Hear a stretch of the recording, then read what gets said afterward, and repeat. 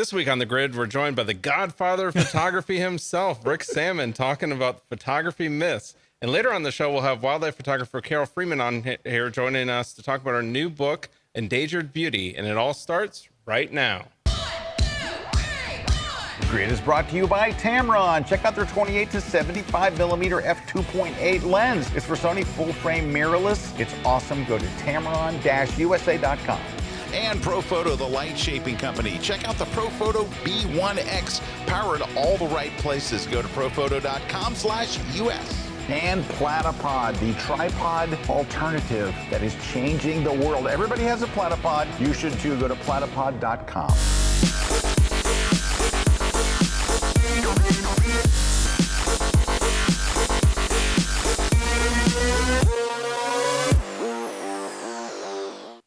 Well, hey, Gridsters, how's it going? We're here joined, like I said, the godfather of photography here. Well, it's an honor to be here. And I remember you when, young man. Oh, yes. We've been working together for way over 10 years now. Yeah, 11 years. Yeah, and 11 years. This morning, we recorded my 18th class here. So this is a ton of fun being back. Yeah, awesome. And where'd you get that name, godfather of photography? Well, Trey Ratcliffe, Trey Ratcliffe was here. I met him about 10 years ago.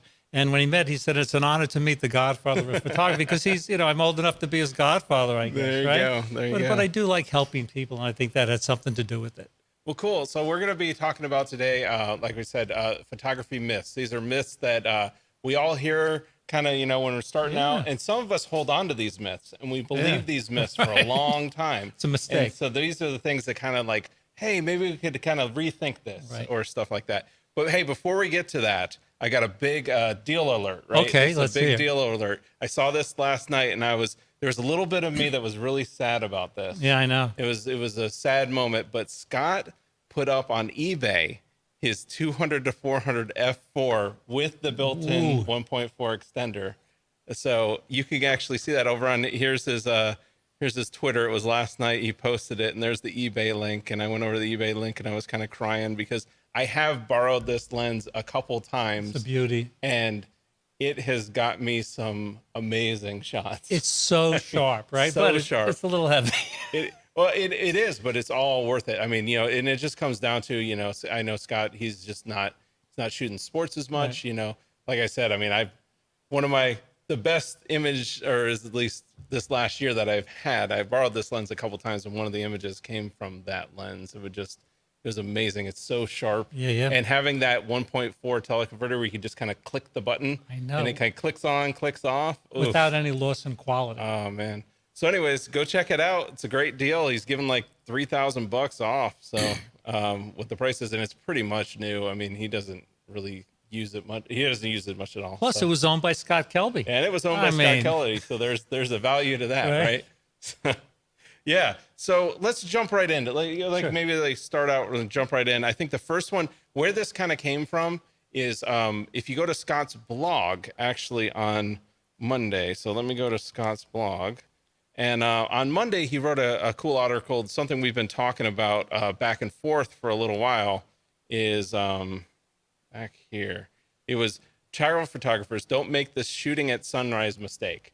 And that's kind of where this topic came out of, is there's these myths. And one of the myths that I see a lot when I go out shooting is, you should shoot at sunrise. And I think people get tripped up by that middle word, at. And it's really what you want to be doing is shooting before sunrise. You must shoot before. And it's usually about a half hour. I find about a half hour before sunrise, that's when you get that beautiful glow in the sky. Soft light. For me, after the sun has risen, right, the sunrise is over. Yeah, when the sun rises, that's kind of my indication the shoot is over. That I'm going to breakfast now. Yeah, there's too much contrast in the scene. So my tip is you snooze, you lose, right? So you have to get up early. You have to have that headlamp on. You have to go out in the dark. So I have an example here. These are called the three judges out in Goblins Valley State Park. Obviously, this is taken before sunrise. We have this beautiful glow in the sky. We have the moon in the picture. So I love photographing. And you're right. As soon as the sun comes up, for me, the shoot is over. I have another example. Scott and I were just in China and doing a workshop. This picture was taken before sunrise, and I'm shooting at a very high ISO, which we're going to talk about later. but I want to get the shot. And this is actually a handheld shot. And just a couple of other ones here right before sunrise. Horses running on the beach in St. Augustine, Florida. Yeah. So this is the time to get up and shoot. Oh, that's a beauty. And here's another one. Like when you were shooting that shot, this is like blue hour, right? Oh, you got smoke too. So that was blue hour. We were out. That's actually near Monument Valley. So that area.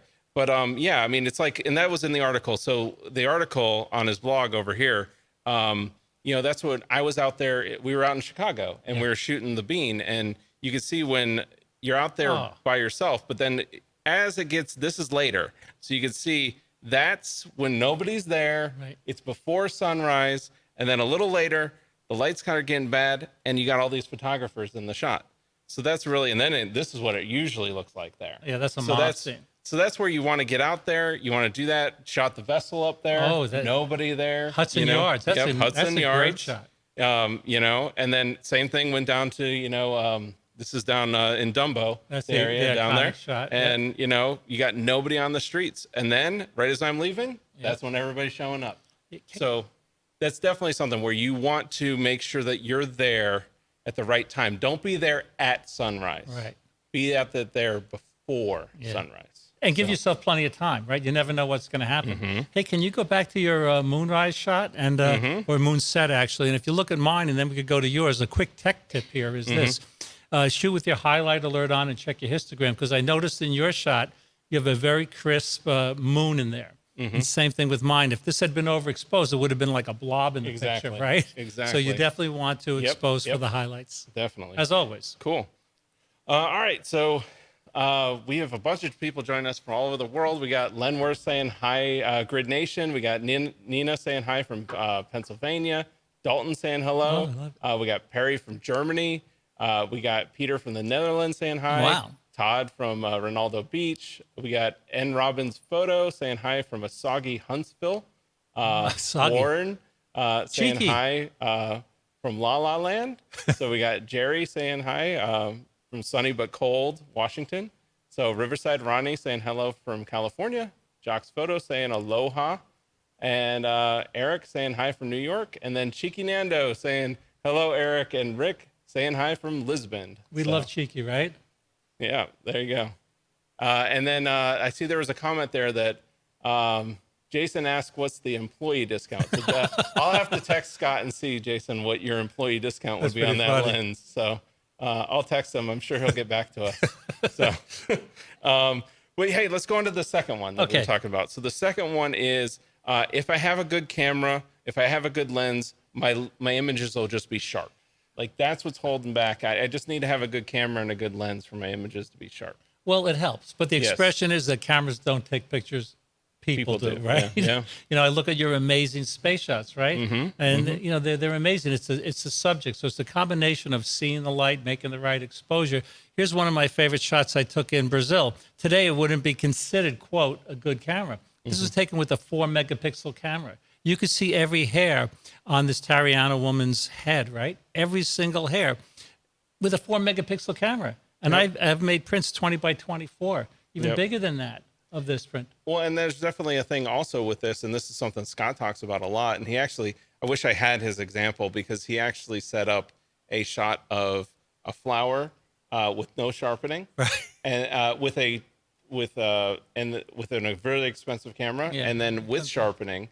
And you could see it's a $7,000 camera combination. Right. And without the sharpening, it looks soft. It looks dull. You start adding sharpening in post, and it looks crisp and it looks awesome. So post is so important, and we're going to be talking about that too. So this is a big one. Manual is what the pros use. That's what the pros use. They all use manual, 100%. Well, this is pretty funny. We just did the class with Scott, and he shoots on aperture priority. I shoot on aperture priority. So, but it really comes down to personal taste. The thing is this, there's only one right exposure. There's a Buddhist expression, there are many paths to the top of the mountain, but the view is always the same, right? It's the same thing with exposure, right? Whether you shoot on manual aperture or shutter priority, we're not even going to talk about program, right? Yeah. We're not going to talk about program. But I like shooting on aperture priority because I only have to think about one thing. Yep. I'm thinking about that exposure triangle. Yep. When I'm photographing. So yes, I'm shooting on aperture priority, but I'm keeping a keen eye. I'm keeping a very keen eye on the shutter speed too. Yeah, and this is the thing. I just think there's so many people that get so consumed with manual mode. Yes. How I need to get into manual mode, and I'm the same. I mean, if you look at my portfolio, I would say now there is times when I do shoot manual. Yeah, flash. But I would say that probably 80% of my portfolio, even my rocket shots, are shot on aperture priority. Well, people And are. I also use auto ISO. Yeah, well, that surprises people Yeah. too, right? Yeah. So well, the thing is, what we're doing is we're taking advantage. We're taking advantage of the technologies that are available to us. You know, speaking of the aperture priority, people say, "Oh, that's one of the things they want to know." Well, the techies they say, "What are you? You know, what mode are you shooting at? What lens? You know, whatever." Anyway, I photographed this bald eagle. It's flying really fast, coming down to get a herring up in Alaska, and guess what? It's taken on the aperture priority mode. So whatever works for you. I wouldn't, if you're going to go up to Alaska, by the way, and if you've always taken a shot on manual, I wouldn't suggest going up there and switching to the aperture priority mode right away. Learn in your backyard. Get good at it. Don't just because we're saying this. Right? You got to practice. Well, and that's the thing. You know, I think at the end of the day, even with manual mode, like unless you're like really zoned into constantly fuddling around with your settings, and that's why I like aperture priority, because it allows me to not think about the settings and think more about the composition, the lighting, the gesture that's in the shot, stuff that's in the frame, than those technical settings. And I think if you get so caught up in the technical settings, it frees you from being creative. Yeah. And what I do is, so I'm shooting on the aperture priority mode, and I'm shooting then with my thumb, or if you have the wheel, right? I'm shooting with my thumb on the exposure compensation. Yeah, that's so a big one. The thing is, I can look through and not have to, move away. I only have to think about one thing: the aperture, and then adjusting the exposure with the exposure compensation feature. Oh yeah. And so the next one we were talking about, because we talked about this earlier, that you just need to avoid post-processing. Oh, not true. Not. Oh, I know it's not true, but there's a bunch of people who will tell you, oh, that's not a real picture. You post-processed it. Avoid the post-processing. Just get it straight out of camera. Well, Ansel Adams said that we have to envision the end result. He used what's called creative visualization or pre-visualization. He knew when he took a picture, what he would be doing in the wet dark room, right? Using filters and different chemicals and different papers. Was kind of no different than Lightroom is today. Yeah. Exactly. Yeah. Exactly. So that's what I encourage my workshop students to do. And I know Scott does it too. Envision the end result. Here's an example. This is the new Croton Dam. I hope you come up there sometime. We don't have any rockets. We have some. Yeah, well, I'll be close this weekend. I'm going to, there's a rocket launching in Virginia. Oh, so really? We'll be there. Well, this is the new Croton Dam, the largest stone structure in the United States. And I go there to challenge myself every once in a while. And I say, I'm not going to come back without a different picture. And sometimes it has to do with composition. Sometimes it has to do with processing. So here I'm there at night, pretty boring shot. Maybe before I said that, the viewers are saying, or listeners are saying, oh, that's a boring shot. Well, the listeners can't see it. But anyway, it's a boring shot. So I envisioned a black and white because there was not a lot of contrast in the scene. So this is actually the same picture. It's cropped, and I made a very strong black and white using Nik Color Effects Pro, using Detail Extractor. So here's the original, flat, boring. And look at what cropping can do. And here's another example. I'm photographing these cheetahs, this mama cheetah and her little cubs there. This is the best possible in-camera shot that I could get because they're backlit. The light is coming from behind. So I had to open up a little. You can see how the back is all blown out. But I envisioned, what could I do? What could I do in Photoshop or Lightroom to make the shot I want? And here's the shot. Right, so looking at this, if you shooted slide films, this would be an outtake.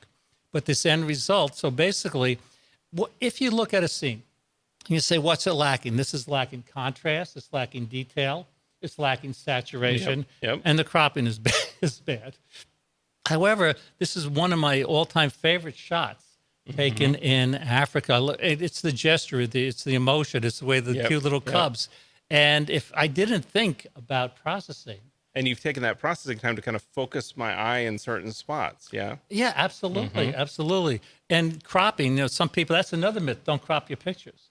I don't think that's on our list. Yeah, but, right. But cropping gives us a second chance at composition. Oh, it is true. Very much so. Well, here's an example. This is one of my shots. I love that. And this is one that kind of taking to the extreme of what we're talking about here, where you kind of have to envision a shot before it happens. So this is actually taken on the same location, all the same camera, all the same time within a certain amount of time. Yes, there's multiple shots here. There's light painting of the cars. I lit paint the cars, moved the cars into position, then turned on all the headlights, got that shot. Then the rocket launches, get that exposure, and then blending those 3 shots together to kind of give this final shot. But this is the shot that was in my head. Right. This is the shot that I pre-visualized. Right. And it comes to life when you put all those skills together. So that's just sometimes you have to use the post-processing to get that creative vision that's in your head out. So I have a question. This could be another bit. If we could go back to that picture. Yeah. People think, oh, Erik's a great photographer. You're called the Rocket Man now, right? Okay. Oh, he just went there and he shot. I don't know. How long did it take you on site to set all that up? About. So we actually set up the cars the night before. Okay. And we actually marked out where the cars would be the next day. Okay. So we took the night before. We did that. So we spent 4 hours setting up the cars. Okay. And then the shoot took about 3 hours. So we're probably at 7 7. And then how about processing? Only about 2 on the only about processing. 2. So we're at 9 hours. I mean, because already. we took all the time to do the planning, But I mean, so the planning with this stuff is really kind of complex because we got to worry about the trajectory of the rocket, where the cars could be positioned, where I could get 3 of them in the trajectory of the rocket, all that stuff. Well, so fun stuff. I love that. I mean, I love planning. So I'm like a photo pills, like crazy, man. I'm just in photo pills all the time. Well, you're like the director, right? Yep, you're like the director of the scene. And this picture, I think, illustrates, there's an expression, I forget who said it, but they said, people say, oh, I'm working too long on the picture, right? It's taking too long. I'm processing for too long. The expression is this, that you can't spend too much time working on your photograph because your soul is in the photograph, right? And that picture, I can see the mood and the feeling, and that's the most important thing when it comes to a picture. It's the mood and the feeling. Well, hey, we got tons more of these myths. I mean, Rick and I were just rattling them off for the show. So we got to take a quick break, and then we'll come back with some more myths here, debunking some myths in photography. Is the tripod dead? Sure, a tripod works for basic shots, but who wants to be basic? You don't need basic, you need blockbuster. And that's a job for a platypod. The platypod is your go-anywhere, do-anything flat tripod base. Its compact design helps you discover unique angles that you could never reach with a typical tripod. So, whether you're bringing up baby, driving Miss Daisy, or with your beasts of the southern wild, you can capture big-budget footage and stills for a fraction of the time and money. So go ahead, shoot the next Rocky or Birdman. Or on the waterfront, the platypod is equipped to grip uneven surfaces and hang from just about anything. When tripods go low, the platypod goes lower. Its flat base reaches the lowest possible angle, resulting in truly inventive shots that can't be replicated with traditional equipment. And if you feel like adding a dramatic overhead angle, the platypod has you covered. Just strap it or screw it in, and you're ready to go within minutes. The platypod is constructed from aircraft-grade aluminum and titanium. Yeah, the stuff Air Force One is made of. So it's durable enough to travel with you from Chinatown to Casablanca and everywhere in between. If you only take the tripod, the story ends. You wake up the next morning with nothing but basic footage. Or you could take the platypod to a museum, or on an elevator, or strap it to a tree, or hanging on a bench at church, or put it on the ground and get incredible blockbuster footage. Who are we kidding? You should totally take the platypod. The tripod is not dead, but it needs a sidekick. The platypod.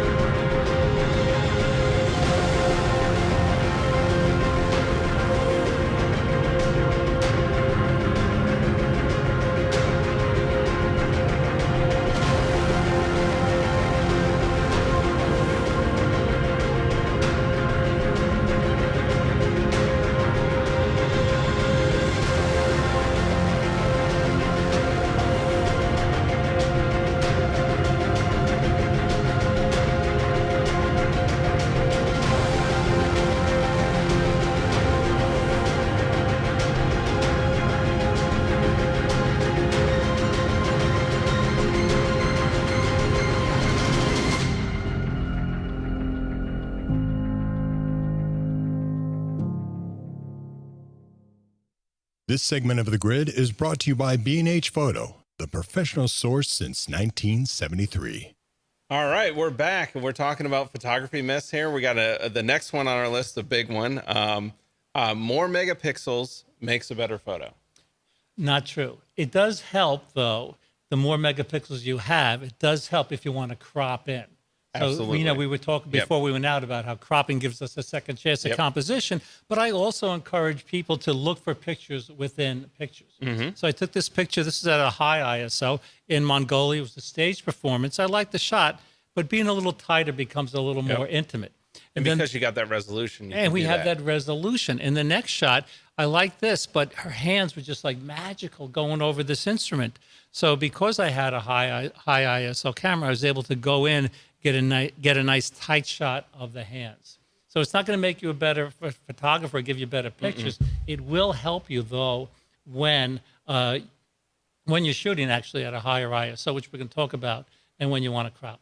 Yeah, well, here's an example that I have. This is actually a shot of a rocket lifting off. That's a 4 megapixel image from a 20-year-old camera. So that's a Canon 1D. It's shot at, the only reason I really shot with it is I wanted to freeze the flame there, and it's shot at 1/16,000th of a second. And you needed a camera. They don't make that. They've capped out for almost 20 years at 1/8,000. Right. So. But that's got plenty of resolution for me to print. I've printed it out, all that stuff. So just because you got more megapixels, but I do agree with you on the other side of it. I use a 5DS a lot of times, even for distance stuff where I'm having to go like 7 miles out and try to get in, because I can crop in 4 times and really extend that focal length. Yeah, absolutely. Out. So for wildlife photographers, this is really important because a lot of times you don't want to frighten the wildlife. Or you can't get close, or you don't want to ruin it for the next person. Just think about with the megapixels, what are you using it for? Are you just, because more and more megapixels won't just make your images better, but it will. You're totally right. It will help for cropping. So the next one, along the lines of settings and stuff, avoid high ISO. Only shoot at ISO 100. Avoid high ISO. Well, I'm laughing because. I know this one gets me too. Well, yeah, I've said it a million times. I probably said it a million times here too. But for the new people watching, my father had a great expression, and the expression was, "If a picture's so boring that you notice the noise, it's a boring picture." Right. So here, if you check out this picture, I'm in Myanmar, and we're in a really dark temple, and I didn't want to set up my tripod because the tripod I thought would ruin the mood of the scene. It would also be intimidating to the novice monk. So to get a handheld shot, I had to shoot at ISO 6400, and this was taken 4 years ago. Every time a new camera comes out, we get less noise. Every time a new version of Photoshop Lightroom comes out, I think it does a better job of reducing the noise. But this is actually my favorite shot from Myanmar, taken at ISO 6400. Right. Now, and you can't. I mean, you can't. No, you can't. You can't tell even in a print like a 20 by 24 inch print. Yeah, and here's I've got an example like this one. This is a rocket. There's actually the rocket going up to space down here, and these are 2 boosters that are turning back to go land on land. So the light from each of them is illuminating each other, and it's creating almost like a rainbow effect through the vapor in the atmosphere. Well, I don't know anybody who has this shot. I've never seen anything like it. And it actually got picked up by Elon Musk. And this has been my #1 selling print this year, this shot. You know what ISO that was shot at? Over 10,000. 51,000. 51,000. And it prints out great up to about a 20 by 30. Probably push it even a little higher if I wanted to. Well, you hold the record for someone I know who shot at the highest ISO. 51,000. That is a gorgeous image. But it was a great image. I mean, there's a lot that goes into it. There's a lot of techniques. I had to be tracking it. I had to be on a tripod and tracking it properly with a gimbaled head and stuff like that. But the results are something that not everybody's getting. No. So you would not get that shot. You can't get that shot unless you're turning up that sensor to get that light into the sensor. So that's awesome. Where you gotta sometimes. Wait, 51,000? 51,000. Well, it's actually whatever that is on it. It was a 1DX It was the first 1DX. So it was whatever, it was 51,200 or something. How come just not 50,000? You had to go the extra It's 1,000. whatever The increments it's whatever the increment is. It just hit that. You know why? Is because I was shooting auto ISO and I was having it push up. Yes. And I basically set a minimum shutter speed. Boy, I'm giving away all my secrets now. Setting a minimum shutter speed, pushing up the auto ISO to where I want it to be, and then basically I knew how low I could get my shutter speed and still get that sharpness. Okay. Because I had been experimenting with it for about 3 launches to figure out what that minimum shutter speed was, and then I let it just kind of ride. I said, "Oh, just go, just keep on going." That is an and there you go. amazing. Isn't that an amazing photograph? Yeah, well, it's just you don't see that, and it is that's what's up there. This is it's phenomenal what is happening here. I mean, you've got this vacuum engine down here spewing these chemical trails back, and then you've got this other one illuminating with a boost back burn coming back to land. It's amazing. So, anyways, there's the list. So, all right. So next, you can't shoot from 10 to 2. You just can't shoot in the middle of the day.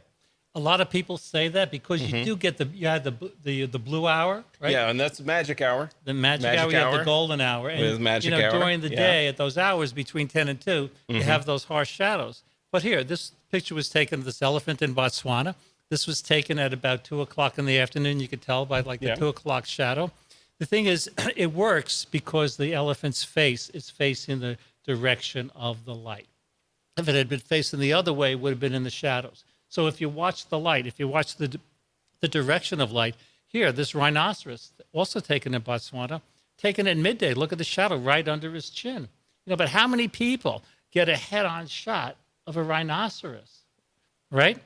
This is actually a black rhino. And here, this was taken probably around 11 o'clock in the morning, okay? Puffin. This puffin's flying right at me. And, we talk all the time about making pictures. And people say, "Oh, that's a lucky shot." Well, it is kind of lucky, but the thing is, you watch the directions that the rockets take off, right? We were watching the directions. Yeah, you study it, you analyze it, and then you go, "Okay, I'm ready to do it." Yeah, right. Yeah, that's what you do. So we changed position, and I got the shot. It looks like he's flying right at us. So I would say, you snooze, you lose. Don't take a nap in the afternoon. Yeah, right? well, that's the other thing. I mean, shooting. It also goes back to what this stuff is. It is about what you're shooting. For example, if you're wanting like an epic landscape in the middle of the day, it's just not gonna. You're not gonna have that happen. So you have to be concerned about your subject and what you're shooting, because if you're shooting something where you're wanting to get, soft shadows and glowing light, it's not gonna happen at 2 o'clock. But there's other things to be had at that time. And I think that's where, you just got to understand what you can and can't do based on the light. Now, if you plan to be out shooting between 10 and 2, right? Infrared. Convert a camera. Yeah. There are a lot of companies out there who do the infrared conversion. And once you convert to infrared, and there are several different types, there's like true black and white, there's some infrared with some colors in them. But, that doesn't, record, the light that we see. It records that infrared light. And I've seen stunning pictures taken between 10 and 2 with infrared cameras. Yeah, definitely. Another thing along those lines, again, you can use long exposure, like extreme long exposure techniques during the middle of the day, and get some really cool effects. I've used that a lot of times in very populated areas where there's a lot of tourists and stuff like that. You could put like 20 stops of ND, 16 stops of ND, totally get rid of that scene. But it looks like kind of odd because it's lit. The clouds are streaking through with the long exposure. That's another technique to use that for. That's a good idea. So, like for example, here's an article that just got released that we had went over to the Space Coast and all shot in the middle of the day. Because we were at the pad, we were taking shots of old launch complexes, but this is done all in the middle of the day. We're all kind of in that bad light, but it's just, again, the subject, how you're playing with shadows, how you're playing with light, all that stuff that you can do, that it doesn't necessarily have to be all at the beautiful golden hour. So I like the shadows you have. If you could scroll back, there were a couple of, I like the shadow there, but there was another one, that one on the left. on the left there. I like the shadow there. Yeah, So, that's what you're just kind of just playing around with stuff, you know. And so just because it's not that magic time doesn't mean you know shots can't be had. And that picture may not win an award. It's not. Elon Musk may not choose that, but it tells the story. Tells the story. Yeah. Tells the story, and that's the good thing about it. Yep. All right. Well, we do have to take a break. When we come back, we're gonna have Carol Freeman joining us. Oh, cool. We're gonna talk, and she's got her new book out. It is Endangered Beauty, and she'll be joining us to talk about that book here in a second. And Rick has a new book out as well. We're gonna be talking about. So come back in just a second. We'll see you guys back here on the grid. Good fun. Hello everybody, my name is Ramtin Kazemi. I'm a landscape photographer from Canada, and I'm back again in Tampa. It's a beautiful day, and this time we have a very special class for you guys. Things like focus stacking, there's gonna be focal length blending, there's gonna be sky replacement, things that I do on almost all of my shots. We'll also do a live segment to show you the back of my LCD so that you can see how things are done in the camera. So we have lots of new and exciting techniques to go over together. So I invite you to please come and join me on my latest class on kelby1.com.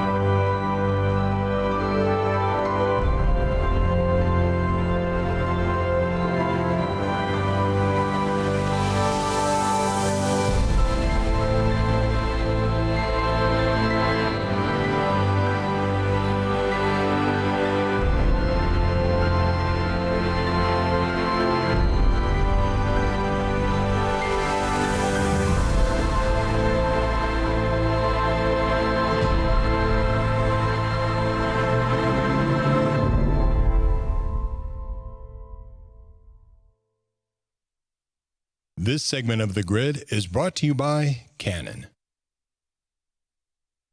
Make sure you don't miss any episodes of The Grid by subscribing to Apple's podcast app or iTunes. It's free, and we even have a special audio-only version too. So sign up today.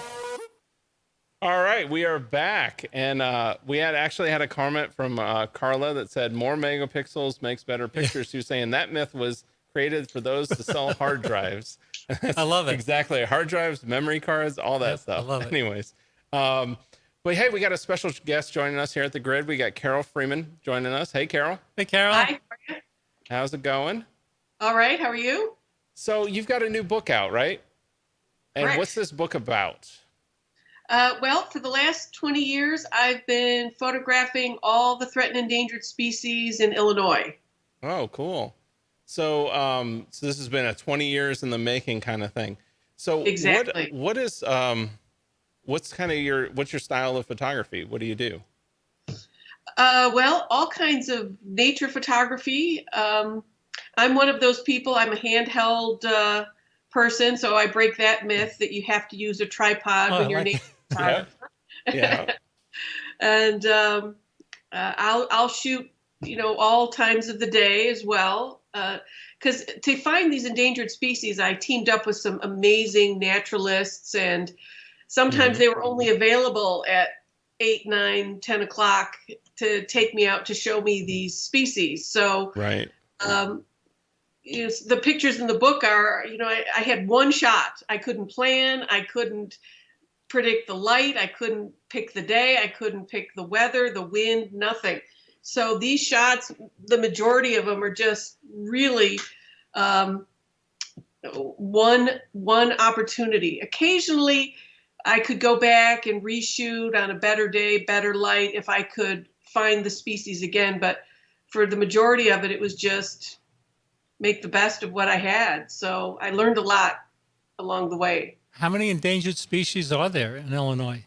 In Illinois, there are 483, and I've photographed about 160 of them so far over 20 years. Wow, this is a passion. Wow, yeah. Right? It's a long-term project. And I created an exhibit called Endangered Beauty a couple years ago, and this is the companion book to go with the exhibit. Cool. Wow. So what got you interested in this starting 20 years ago? Well, back then I was in graphic design, and I had my own graphic design studio. And one of our clients was a magazine called Chicago Wilderness Magazine. And every quarter they would send out a wish list of species that they wanted to feature in the magazine and the stories and so on.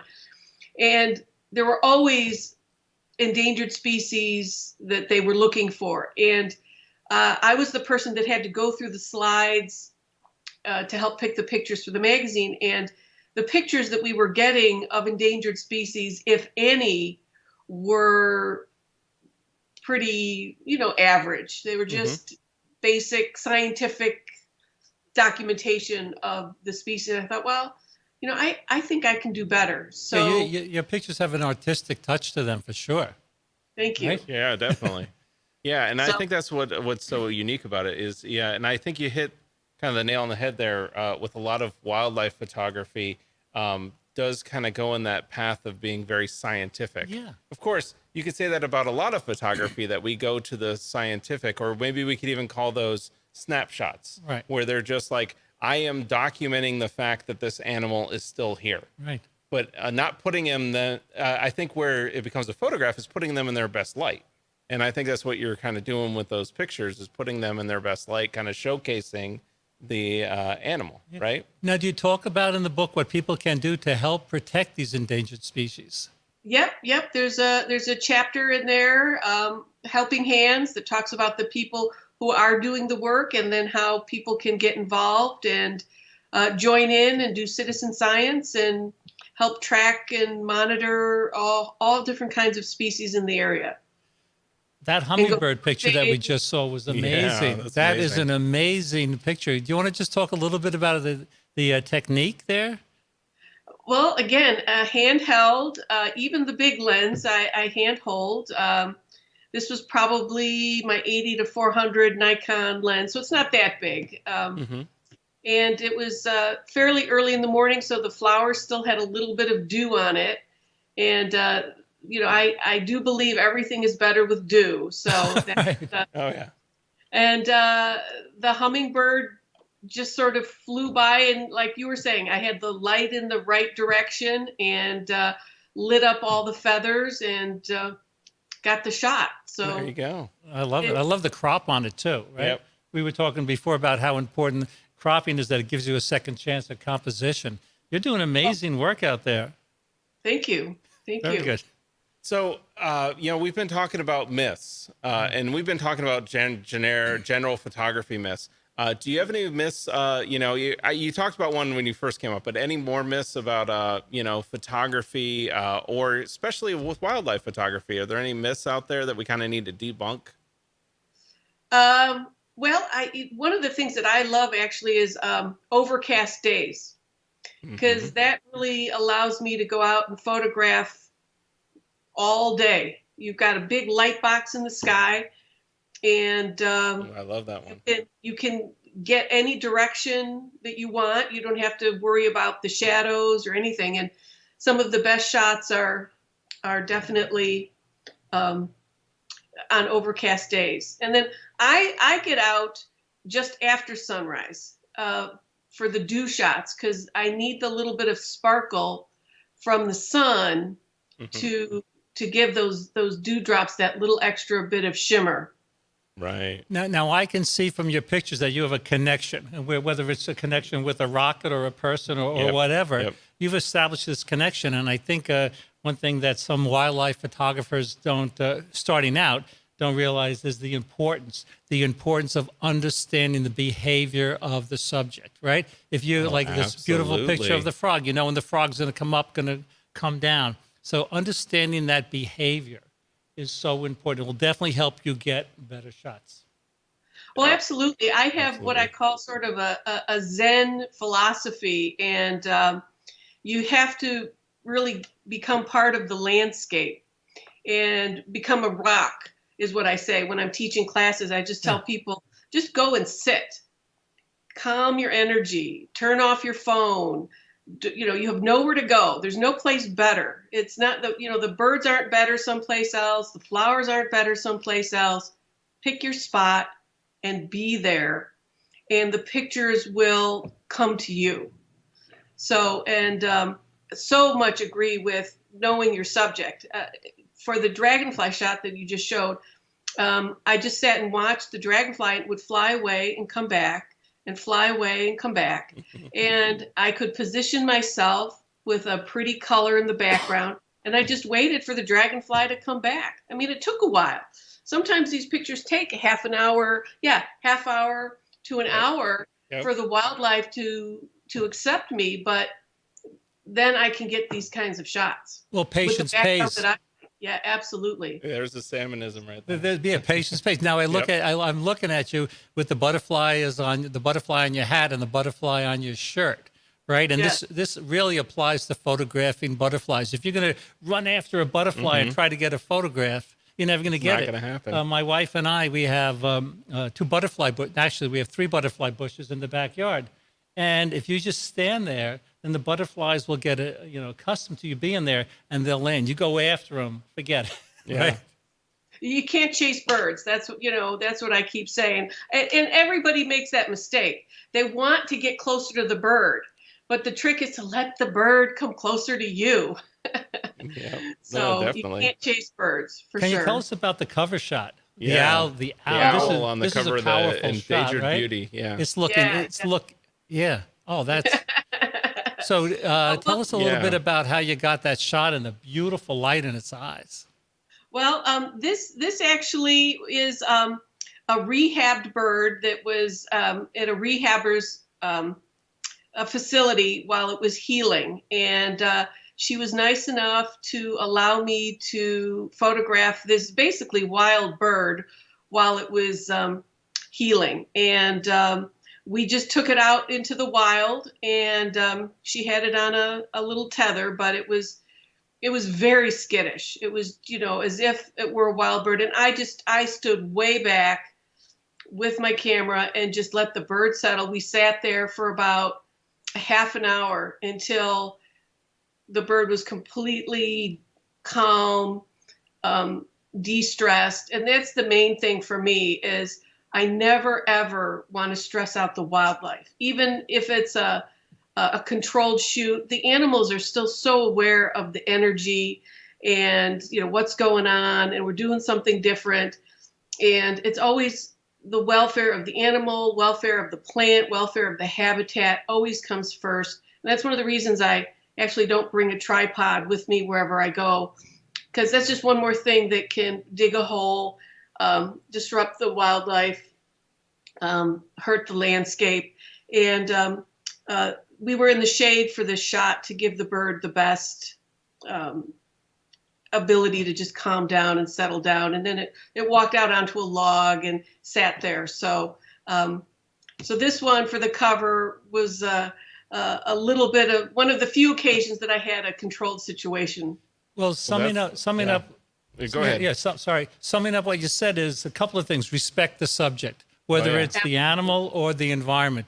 And I also, commend you for being honest about how the pictures were taken. If the picture's in captivity, if it's in rehab, I think it's really important for photographers to really disclose how they got the how they shot. took the picture. Yeah, because someone's going to, maybe go out to Illinois and say they bring their long lens. I'm going to get a shot like that, right? They might get lucky, but that's very commendable that you're honest. Well, I definitely had a snake wrangler for some of the snake shots. I will. I'm shooting venomous snakes, so it was really important to have somebody there who was an expert and kept us all safe. So Daniel has a question for you, Carol. Sure. He's asking about the dragonfly shot, and he's saying, were you waiting for this particular flower for the dragonfly to come back, or had you been chasing them? So you were waiting in one spot for them to come back, or are you kind of moving around? Well, I will walk around to find nice light. I look for little beams of light. And then, so I'll pick my spot. And this was a place that had dragonflies coming and going to a variety of perches in the area. So I basically just looked for the activity and then found a spot that I liked the lighting. And I hoped that the dragonfly would come and land and face me, because half the time they land the other way. Yeah, you've got no control over that. So sure enough, it landed and it sort of did its little thing and looked around in a couple of different directions. And when it showed up my way, I got the shot. But half the time, or more than half the time, I'll go out there and there's no shot. I'll sit and I'll wait and I'll wait and I'll wait and come back with nothing. We've all been there. Yeah. That happens. Absolutely. Well, cool. Well, so if people want to check out the book, get the book, where can they go to get the book? Well, right now it's only available on my Team Green Environmental Network website. This is a not-for-profit Team Green Environmental Network. And so you can go to teamgreenweb.org and you make a donation to Team Green and you get the book for free. So That's how that works. Very cool. And you have a calendar. Oh, yeah, I have the calendar too. Calendar? Oh, cool. Oh, beautiful. So these are the pictures from the book are in the calendar, and you can also choose the option to make a donation to get the book and the calendar together. So you get a year of beauty to hang on your wall. Awesome. Well, so Carol, thanks for coming on the show. Thanks for sharing that. We really appreciate that. And if you want to see more of that, go to carolfreemanphotography.com, and over there she has a link out to the teamgreenweb.org site where you can get the book. So right there. So, hey, Carol, thanks for coming on. And we got to take a break, but when we come back, we got a contest cool. we'll be running and wrap up the show. So awesome. We'll see you guys here Thanks back again. in just a second. Hey, Kelby One members, join me for my new class, Post-Processing Milky Way Photography. I think when it comes to post-processing, this is really what differentiates good and bad Milky Way photography. There's a lot of things that we can't do if we just expose for one shot, that we might want to expose for multiple shots and bring out that color in the Milky Way and the depth and the dimension. We've gone out and shot the Milky Way. Now we're going to take it into post-processing, really make those photos pop. And we're going to go all the way from why it's important to nail that white balance in post, all the way through to building up our exposure settings, our contrast settings, our colors, and then making that Milky Way come alive. And then we're going to go through noise reduction techniques. We're going to even go into stacking, and as well, we're going to go into blending. The post-processing in Milky Way photography is really the great equalizer. It's the thing that you can go and you can take a shot from just a shot to something that's wow. So come join me at my new class on kelby1.com. Hi there, Kelby One members. Corey Barker here once again with Master FX Training, and this time around I've got another fun 3D project. And we're going to be getting a little bit more in depth with 3D this time around. Not more advanced, just a little bit more in depth. We're going to be creating 2D elements in Photoshop, converting them to 3D, and then bringing those elements into Dimension to create the final scene. Now, I know it sounds like it's complex. It is not. If anything, it is actually a lot of fun. So I hope you'll join me in checking out my newest projects here at kelby1.com.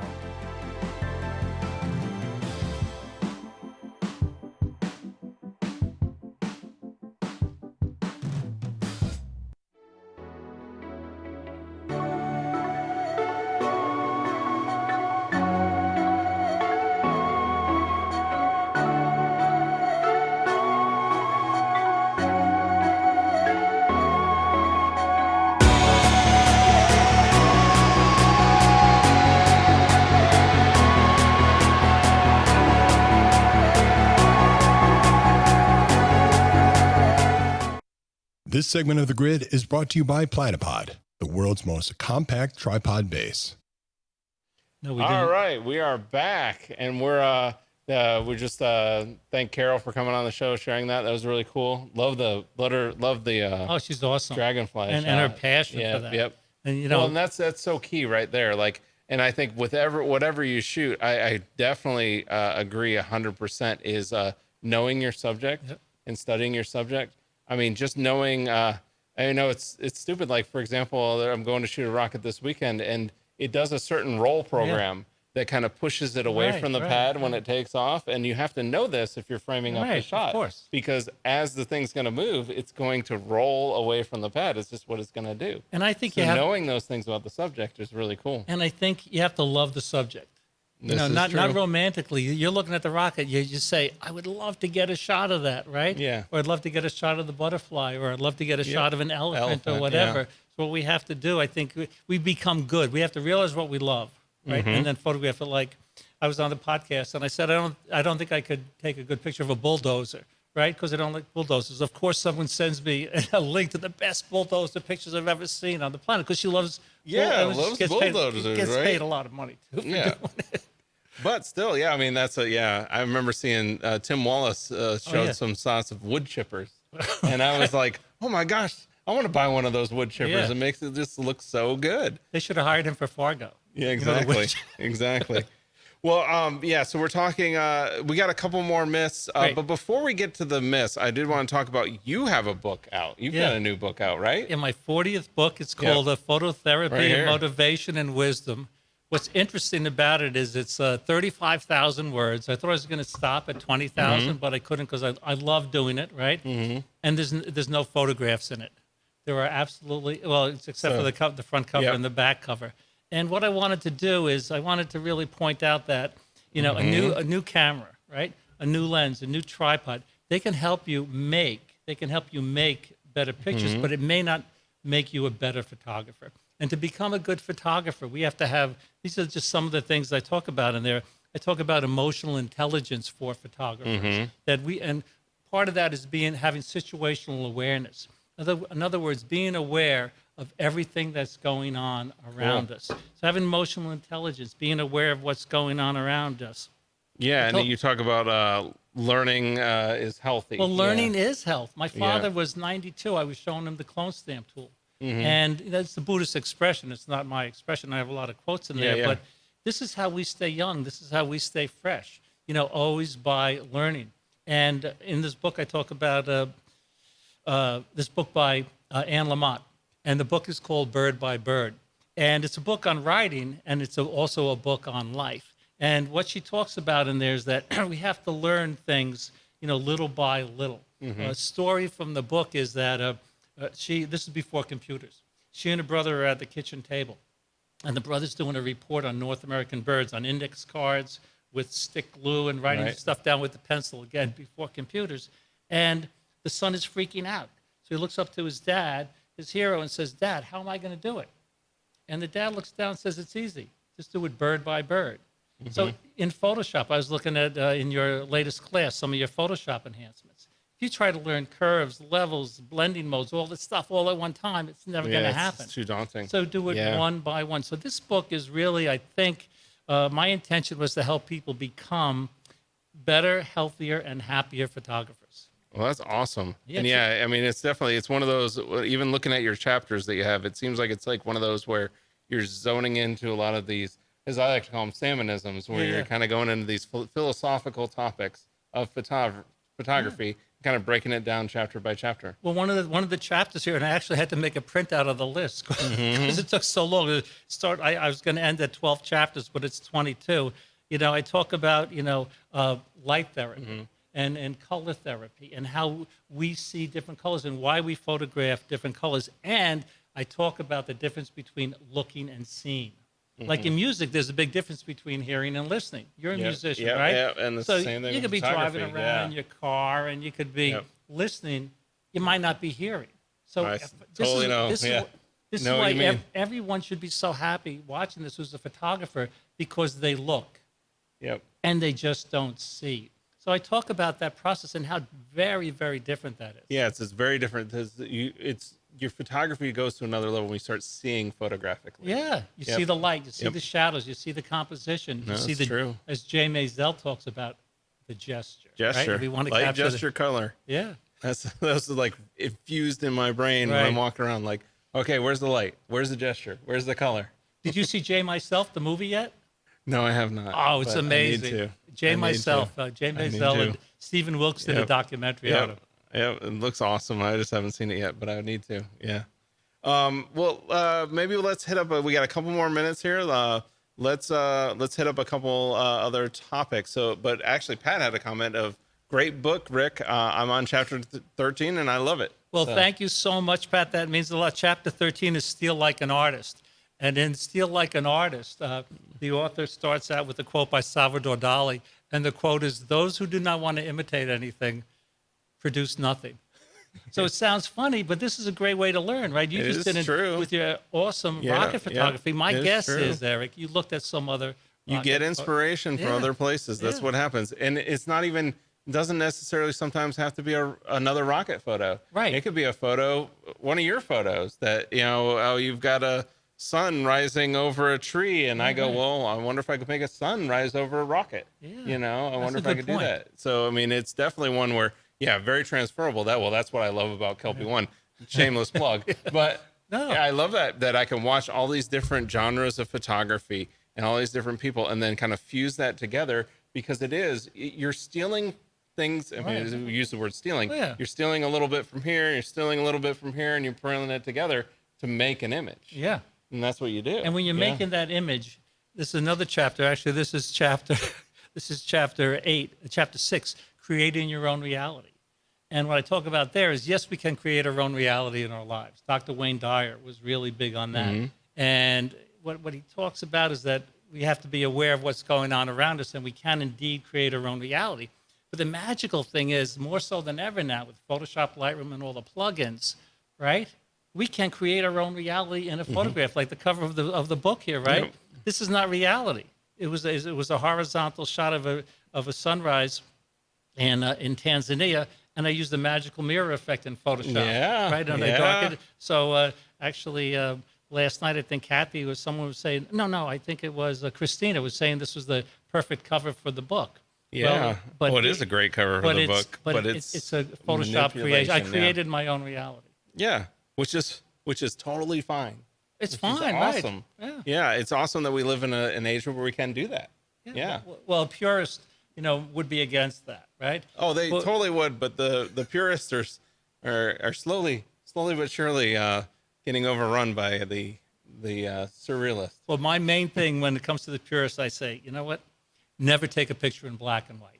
Yeah. Never make a picture in black and white, because that's not pure. We don't see the world.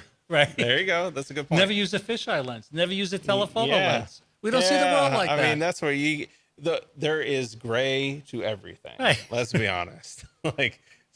Anyways, now we can get into philosophy. Yes. But gray to everything.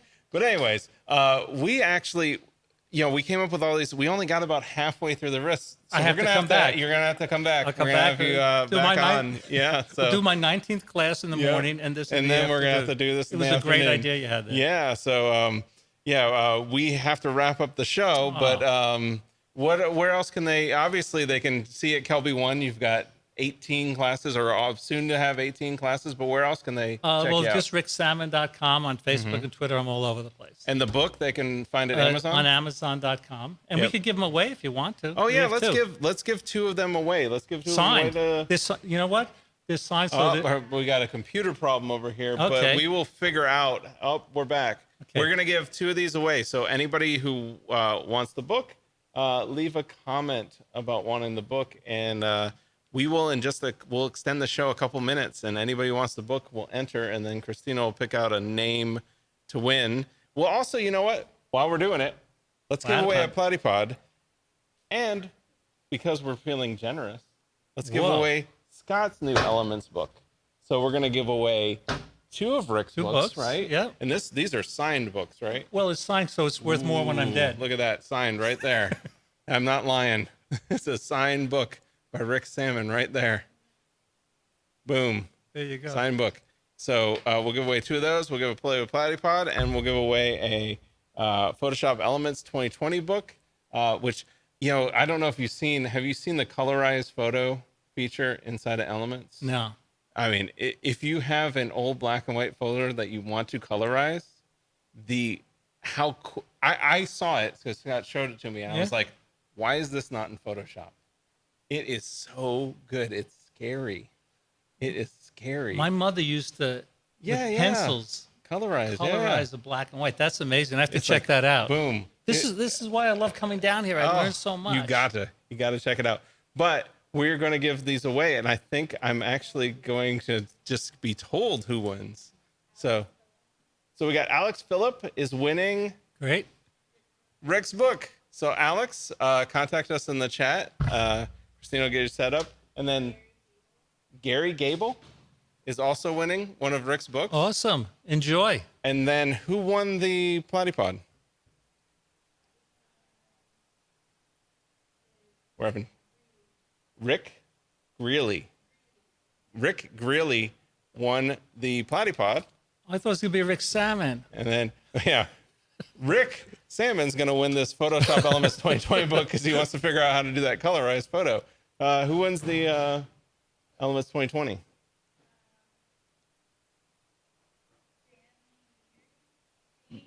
Janie Neary, you've won that Elements book. So just contact us in the chat. We'll get you set up with that. And besides that, I mean, that's the show. I mean, like I said, we're going to have you back on because we didn't even get halfway through our list. But I appreciate you coming on. That was a great show. Well, thank you. You're an awesome host. And thanks to Carol, too, for coming on and sharing the stuff about the endangered species in Illinois. That's awesome. I mean, that's awesome that she spent that much time dedicated to that and that mission. So please go support it. It's awesome work. So, hey, guys, we'll see you next week here on The Grid. See you guys. Thanks, Rick. Thank you, man. Yep.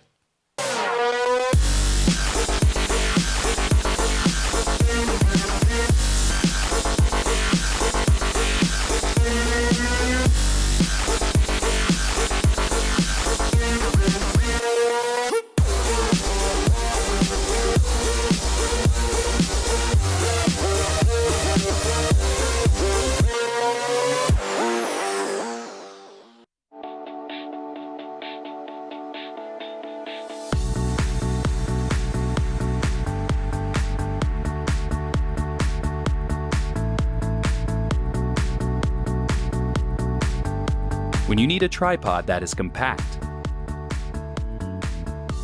that is portable enough to take with you anywhere, one that is adaptable to any situation, that will prove versatile enough for any shoot, and is compatible with your other gear, giving you freedom to create your own perspective.